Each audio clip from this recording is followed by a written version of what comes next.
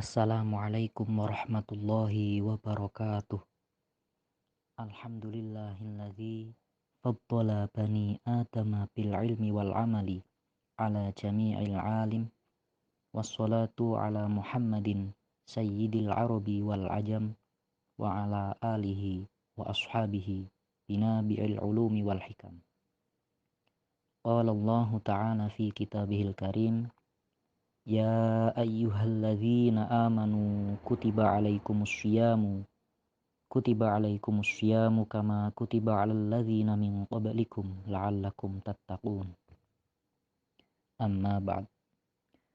Teman-temanku semua, mahasiswa Universitas Negeri Semarang, khususnya para nahdliyin yang saya cintai dan saya banggakan, rekan dan rekanita Ibnu IPPNU Universitas Negeri Semarang yang saya banggakan, serta seluruh peserta kajian yang tidak bisa saya sebutkan satu persatu tanpa mengurangi rasa hormat saya kepada panjenengan semua.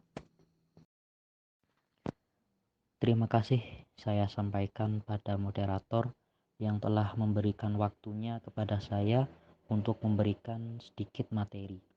Sebenarnya saya juga kurang pantas untuk menjadi narasumber di sini karena masih banyak rekan ataupun rekanita yang lebih pantas untuk memberikan materi. Hanya saja ini sebagai bentuk latihan saya untuk senantiasa berkhidmah pada Nahdlatul Ulama. Puji syukur kehadirat Allah Subhanahu wa Ta'ala yang selalu memberikan nikmatnya kepada kita semua, sehingga kita dapat selalu bertolabul ilmi dalam keadaan sehat walafiat. Karena sehat dan afiat ini merupakan dua nikmat besar yang Allah berikan kepada kita semua. Di luar sana banyak orang yang diberi kesehatan, namun di dalam hatinya tidak terdapat keafiatan. Contohnya seperti para petinggi negara yang melakukan korupsi.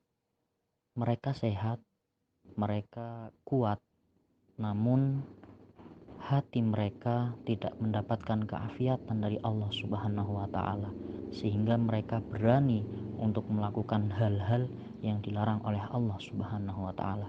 Semoga kita semua senantiasa menjadi orang yang diberi kesehatan dan keafiatan oleh Allah Subhanahu wa Ta'ala. Amin amin ya rabbal alamin.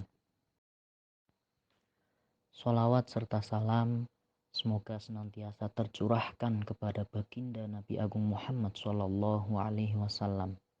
Semoga kita semua termasuk ke dalam umatnya yang insyaallah mendapatkan syafaat beliau kelak di yaumil qiyamah.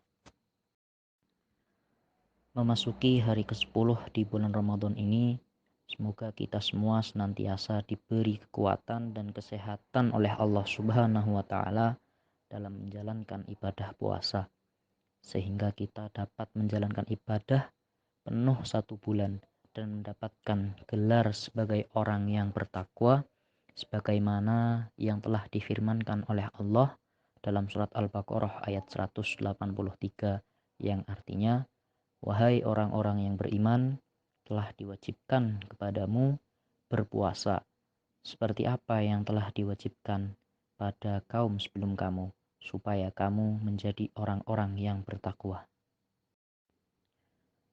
Sesuai dengan tema kajian kita pada hari ini, ada berbagai cara yang bisa kita lakukan untuk menyambut Ramadan atau bulan puasa ini. Salah satunya yaitu dengan cara mempelajari ilmunya puasa. Harusnya hal ini telah kita pelajari jauh-jauh hari sebelum memasuki bulan puasa. Namun tidak ada salahnya bagi kita untuk mempelajari hal tersebut. Karena tidak ada kata salah bagi orang yang belajar. Yang salah itu mereka yang tidak mau belajar. Di dalam kitab Ta'limul Muta'alim karya Syekh Az-Zarnuji disebutkan bahwa yaftaridu 'alal muslimi talabu ilmi ma yaqa'u lahu fi halihi ay fi hali kana ay fi syihati wal maradi, yang artinya kurang lebih sebagai berikut. Yaftaridu diwajibkan alal muslimi atas orang muslim, talabu ilmi ma yaitu diwajibkan untuk mencari ilmunya sesuatu, yaqa'u lahu yang terjadi padanya, fa innahu la budda lahu minas sholati, maka sesungguhnya ketika seseorang diwajibkan untuk melakukan sholat, fayaftaridu alaihi ilmu ma yaqa'u lahu fi sholatihi, maka ia juga diwajibkan untuk mencari ilmunya sesuatu yang berkaitan dengan sholat tersebut, baik dari fardunya sholat, sunnah-sunnahnya sholat, syarat-syarat sahnya sholat, atau bahkan hal-hal yang membatalkan sholat. Begitu juga dengan puasa. Ketika kita diwajibkan untuk berpuasa, maka diwajibkan pula bagi kita untuk mengetahui ilmunya puasa, fardu-fardunya puasa, sunnah-sunnahnya puasa, ataupun juga arti dari puasa itu sendiri. Nah, di sini akan saya jelaskan sedikit mengenai definisi dari puasa. Puasa atau yang dalam bahasa Arab biasa disebut dengan as-shaum atau as-syiyam, yang mana keduanya merupakan bentuk masdar dari fi'il madhi shoma. Shoma yasumu shauman atau shoma yasumu syiyaman. Secara bahasa artinya al-imsak, yaitu menahan. Entah itu menahan emosi, menahan beban, atau bahkan menahan kentut, itu juga bisa dinamakan puasa. Kadang kita juga sering mendengar istilah orang-orang ketika menyebutkan, saya mau puasa ngomong ah. Nah, itu berarti artinya menahan diri untuk berbicara. Itu juga disebut dengan puasa. Tetapi yang dimaksud puasa Ramadan di sini yaitu bukan puasa menurut bahasa, melainkan arti puasa menurut istilah, yang artinya al-imsaku anil muftiri bisyartin mahsusotin, yaitu menahan diri dari sesuatu yang dapat membatalkan puasa dengan syarat yang telah ditentukan. Nah, itu tadi pembahasan mengenai definisi dari puasa. Untuk pembahasan mengenai syarat sah puasa, fardu-fardunya puasa, dan yang lain-lain, mungkin bisa kita sambung pada pertemuan atau kajian selanjutnya, atau bisa panjenengan-panjenengan pelajari sendiri melalui kitab-kitab yang telah panjenengan kaji. Kemudian yang kedua, sikap kita dalam menyambut Ramadan ini yaitu dengan senantiasa semangat dan bahagia ketika memasuki bulan Ramadan.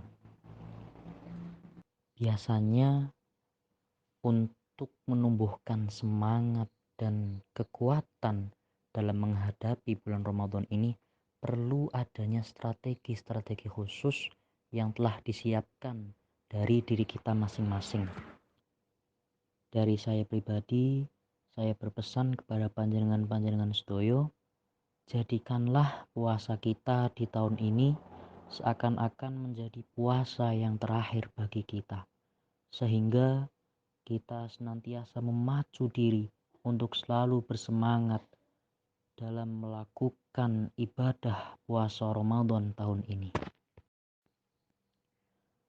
Karena hidup ini hanyalah potensi. Jika besok kita berpotensi untuk hidup, maka kita juga berpotensi untuk mati. Kita hidup di dunia ini hanya untuk menjalankan peran yang diberikan oleh Allah kepada kita semua sebagai hambanya. Seperti halnya virus yang tengah mewabah di dunia pada saat ini, dia pun hanya menjalankan peran dari Tuhannya untuk mengingatkan manusia pada keagungan Tuhannya. Maka pesan saya, jangan galau, tetap semangat, tetap ikuti anjuran pemerintah untuk stay di rumah. Semoga kita semua senantiasa diberi kesehatan dan kekuatan oleh Allah Subhanahu wa Ta'ala untuk tabah menerima apa yang terjadi. Dan semoga amal yang kita lakukan di bulan Ramadan ini menjadi amaliyah yang ilmiah dan ilmiah yang amaliyah, serta diterima oleh Allah Subhanahu wa Ta'ala. Demikian yang dapat saya sampaikan. Mohon maaf atas segala kekurangan. Akhirul kalam, billahi taufik wal hidayah. Assalamualaikum warahmatullahi wabarakatuh.